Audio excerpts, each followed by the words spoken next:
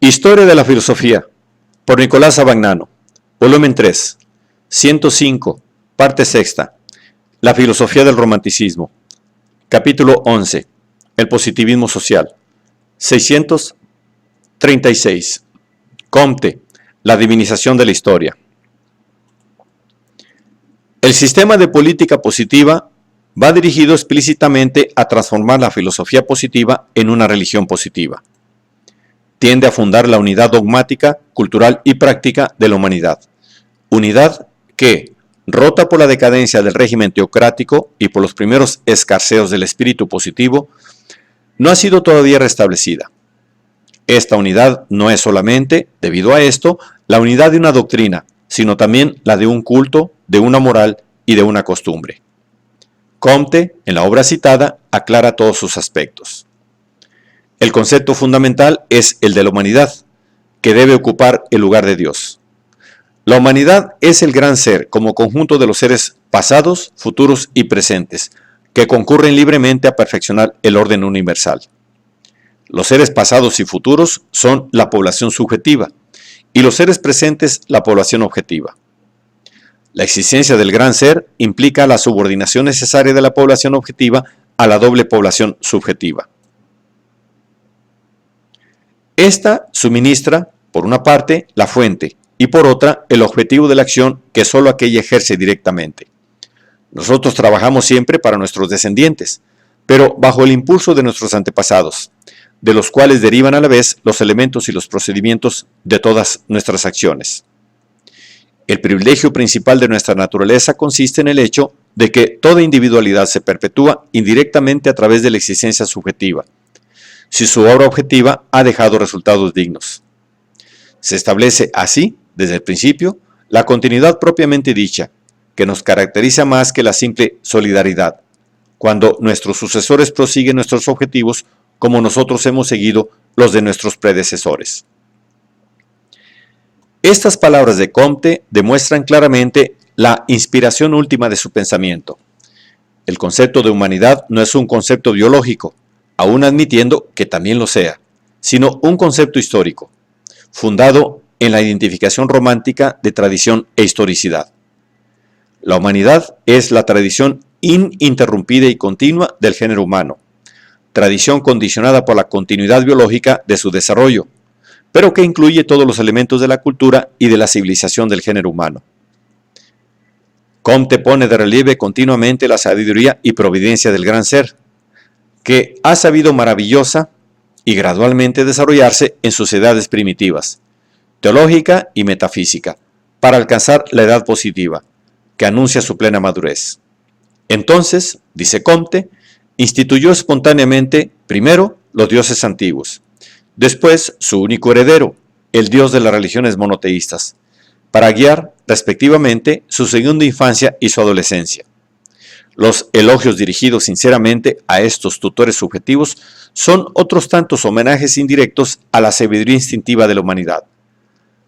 Cuando su madurez sea completa, se admirará justamente su providencia, dirigida y sentida hacia sus verdaderos servidores. La humanidad, por tanto, no es más que la tradición divinizada, una tradición que comprende todos los elementos objetivos y subjetivos, naturales y espirituales, que constituyen el hombre. Así entendida, implica, en primer lugar, la idea de progreso. El progreso, según Comte, es el desarrollo del orden. El concepto del mismo fue establecido por la Revolución Francesa, que lo sustrajo a la teoría del movimiento circular u oscilatorio, a que la humanidad parecía condenada. Pero tal concepto no hubiese podido completarse de no haberse antes hecho justicia a la Edad Media, por la que la Edad Antigua y la Edad Moderna están al mismo tiempo separadas y unidas. Y Comte reconoce a De Maistre el mérito de haber contribuido a preparar la verdadera teoría del progreso revalorizando la Edad Media. En efecto, solo después de esta revalorización, la continuidad de la tradición providencial ha sido restablecida. Y esta continuidad debe ser establecida, según Comte, a través de todas las generaciones de los vivientes, e incluso más allá de los vivientes en el mundo inorgánico. La tendencia final de toda vida animal consiste en formar un gran ser, más o menos análogo a la humanidad. Esta disposición común no podía, con todo, prevalecer más que en una sola especie animal. Por esto, toda especie animal fuera del hombre es un gran ser más o menos abortado. Y Comte prevé en el régimen futuro de la sociocracia un puesto también para los animales, para estos auxiliares del hombre que deben ser llevados lo más cerca posible de la condición de la humanidad. Pero la continuidad tradicional y progresiva del gran ser no se limita al mundo animal. Comte no disimula sus simpatías por el fetichismo, que considera animados aún a los seres inorgánicos. El error del fetichismo ha sido únicamente confundir la vida propiamente dicha con la actividad espontánea y atribuir, por tanto, la vida a seres provistos únicamente de esta última. Pero, en cierto aspecto, que es el fundamental, fetichismo y positivismo son afines.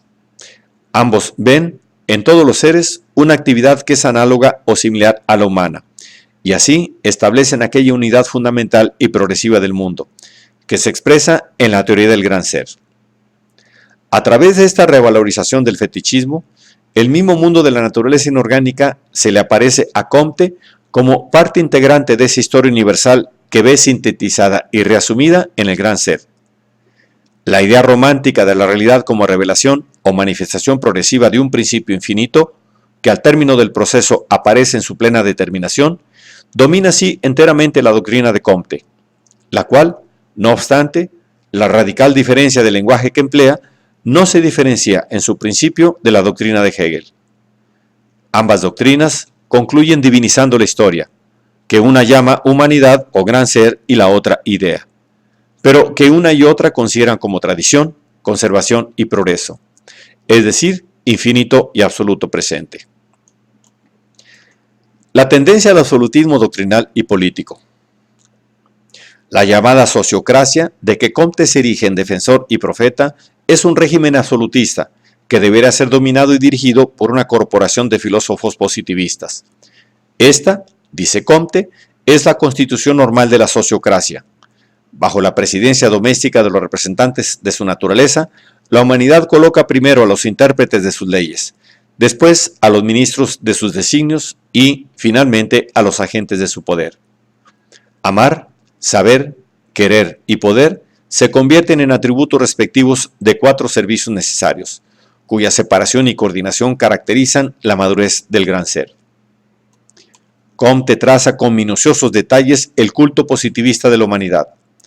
Establece así un calendario positivista en el que los meses y los días están dedicados a las mayores figuras de la religión, del arte, de la política y de la ciencia.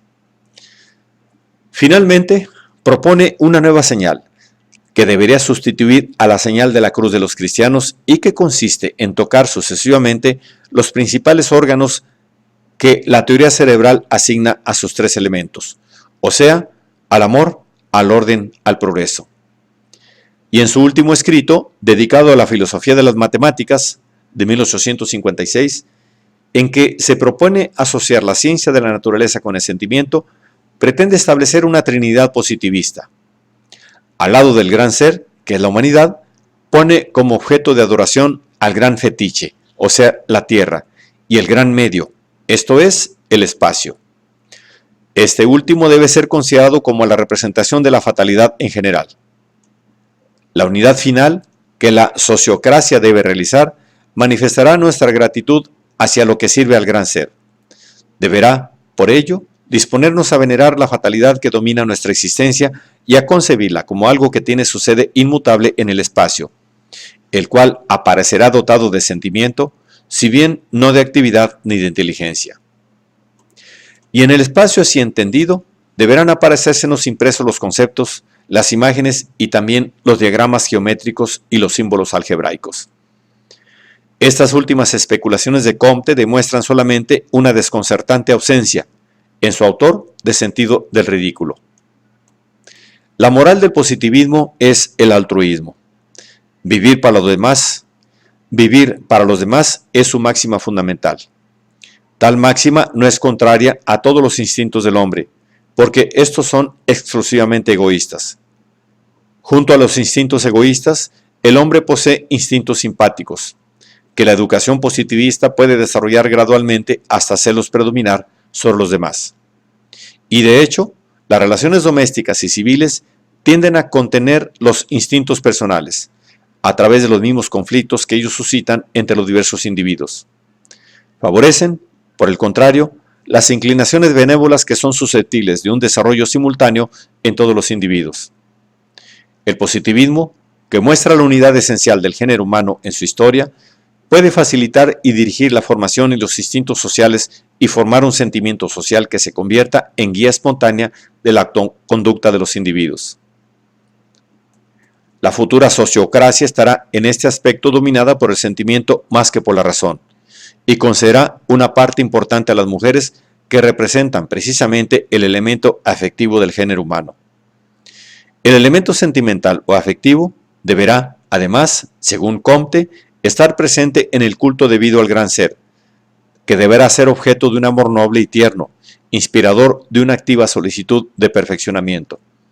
Y, sobre todo, deberá inspirar una nueva poesía, que se dedicará a cantar a la humanidad y a idealizarla en formas embellecidas, términos ideales de nuevos progresos.